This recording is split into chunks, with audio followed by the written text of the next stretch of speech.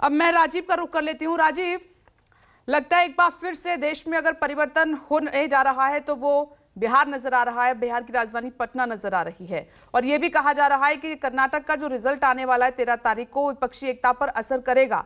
कितनी ये मजबूत होगी, किस तरीके की स्थिति रहने वाली है, क्या हालात रहेंगे, नीतीश कुमार की कोशिशें कितनी कामयाब होंगी आगे चल के, ये काफी कुछ तय करेगा कर्नाटक का रिजल्ट।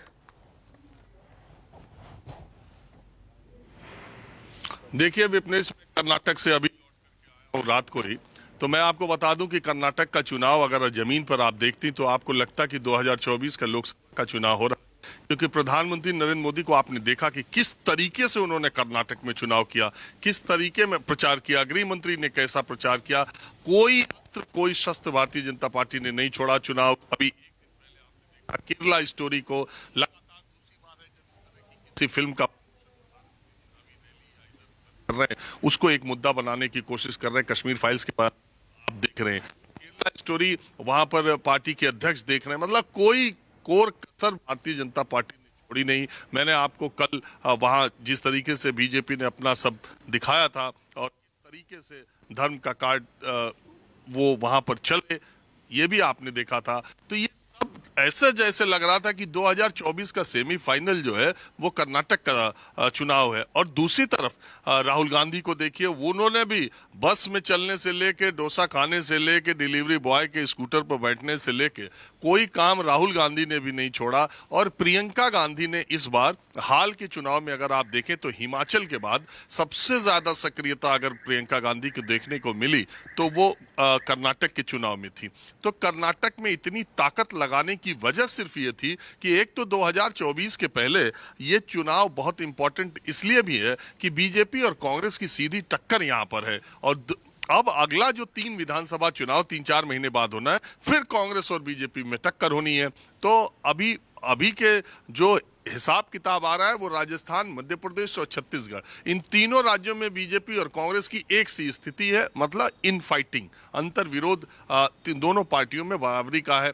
और तीनों, 2 जगह आप कांग्रेस की सरकार है, एक जगह बीजेपी की सरकार है। एंटी इनकम्बेंसी की बात है ही, सत्तारूढ़ दल में भी लड़ाई है और विपक्ष में भी लड़ाई है।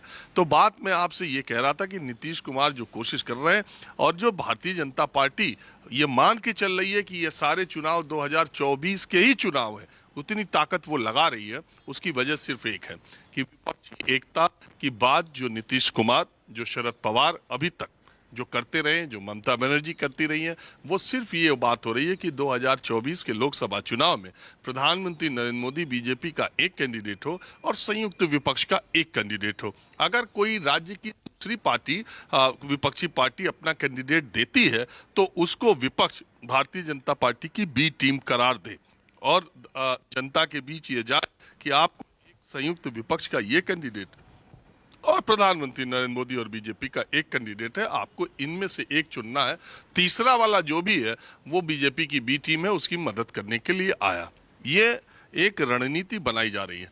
इसका जो पहला प्रयोग देखा मैंने, अगर मुझसे आप विपनेश पूछेंगी, आपको पता होगा, सबको पता है कि कर्नाटक विधानसभा चुनाव में उम्मीदवारों की घोषणा या सूची सबसे पहले आम आदमी पार्टी ने जारी की। सबसे पहले कांग्रेस बीजेपी से पहले उन्होंने सूची जारी कर दी और कर्नाटक चुनाव को उस तर्ज पर जहां पर बार बार बीजेपी कांग्रेस की सरकार आती रहती है, अरविंद केजरीवाल वहां अपनी जमीन ज्यादा तलाशते हैं। लेकिन आपने देखा, एक तो अरविंद केजरीवाल खुद ही अपनी 45 करोड़ के शीश महल, अपने मंत्रियों के जेल और तमाम आरोपों में घिरे हुए हैं, तो शायद इस वजह से न गए हों। लेकिन पूरा का पूरा चुनाव हो गया, आम आदमी पार्टी के कैंडिडेट अरविंद केजरीवाल की तरफ देखते रह गए, उन्होंने कर्नाटक में पैर भी नहीं रखा। इधर आपने देखा ही होगा कि एक बार भी 10-15 दिनों में वो वहां पर कर्नाटक में नहीं गए, कोई चुनावी रैली नहीं किया, कहीं से ये लगा नहीं कि आम आदमी पार्टी वहां चुनाव लड़ रही है। बहुत सारे लोग ऐसा मानते हैं कि नीतीश कुमार से जो केजरीवाल की बैठक हुई थी उसमें ये तय हुआ था कि केजरीवाल अगर कर्नाटक में ज्यादा सक्रियता दिखाते हैं तो वो कांग्रेस के लिए कांग्रेस को कमजोर करने जैसा होगा। तो मुझे नहीं पता कि ये इस रणनीति के तहत आम आदमी पार्टी के राष्ट्रीय संयोजक अरविंद केजरीवाल कर्नाटक नहीं गए या वो अपनी परेशानियों की वजह से वहां पर नहीं गए। तो इसका असर ये देखने में आया कि कर्नाटक की 224 लोकसभा सीटों पर बीजेपी लड़ रही है और बीजेपी से या तो कहीं कांग्रेस लड़ रही है और कहीं जेडीएस लड़ रही है। ये ट्रायंगुलर फाइट जो हम लोग कहते रहते हैं कि तीन त्रिकोणीय मुकाबला है, दरअसल ये त्रिकोणीय मुकाबला कर्नाटक में नहीं हुआ है। मामला आमने सामने का हुआ है। एक तरफ बीजेपी है, दूसरी तरफ या तो कुछ सीटों पर जेडीएस है या तो कुछ सीटों पर कांग्रेस है। तो anti Modi, anti BJP vote Congress, मुझे जहां तक लगता है कि कर्नाटक के चुनाव में भी एक तरफ pro Modi pro BJP vote है, दूसरी तरफ anti BJP anti Modi vote है, और ये कंसंट्रेशन कहीं कहीं जेडीएस पर होगा, कहीं कहीं कांग्रेस पर होगा। ये 13 तारीख के नतीजे भी बता देंगे कि ये क्या कर्नाटक का चुनाव विपक्षी एकता का पहला चुनाव हुआ है क्या, और अब इसके बाद के जो 3 चुनाव होने वो उसमें भारतीय जनता पार्टी और कांग्रेस का सीधा सीधा मुकाबला है। तो वहां पर और लड़ाई दिलचस्प और रोमांचक होगी। उसके बाद 2024 तक ये फार्मूला पहुंचेगा या नहीं पहुंचेगा।